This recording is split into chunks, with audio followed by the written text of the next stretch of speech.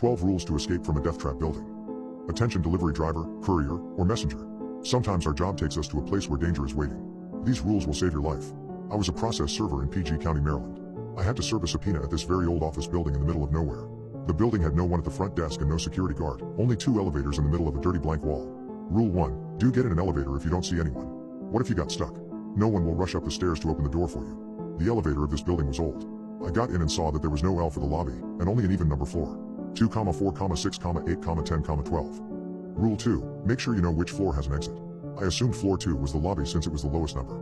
That was a huge mistake. I had to serve a subpoena to an insurance agent on the 6th floor. The elevator opened at one end of a very narrow corridor.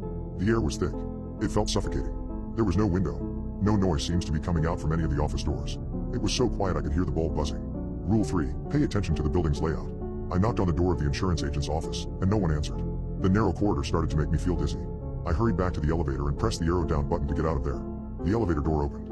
I went in and the numbers were all odd. 3, 5, 7, 9, 11, 13. Rule 4. Always exit the way you came in. If another way presented itself, do not take it. The elevator would get me down to the lobby somehow.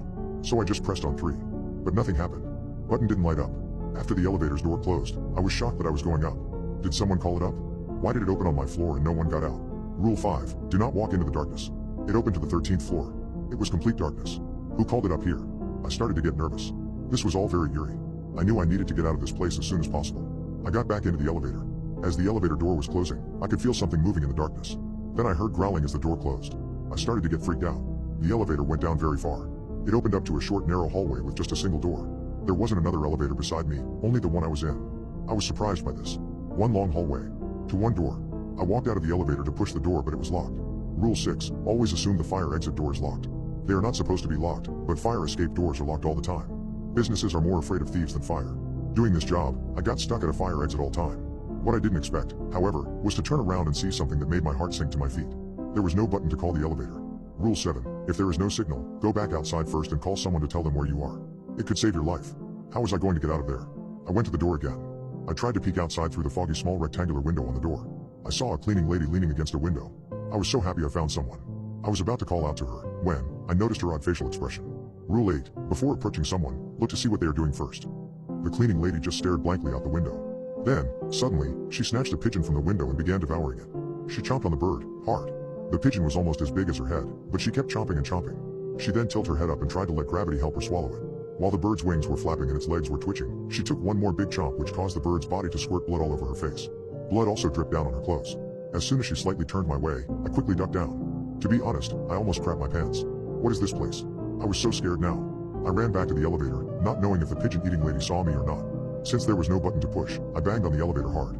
Surprisingly, the door opened. I think it never left. Okay, if this is 3, then let's go up 1 floor, which is 5. I went up to 5, all the while thinking about that lady. Aside from eating live pigeons, her demeanor did not appear human. It was as if she was something else pretending to be human. The 5th floor looked like a carbon copy of the 6th floor. I exited the elevator and headed to the stairway. I walked down only 1 floor and it was a dead end. The stairway just stopped. I ran back up the stairs. I figured, if I'm 1 floor underneath the 5th, 4th floor, then if I run up 2 floors, should be on the 6th floor, right?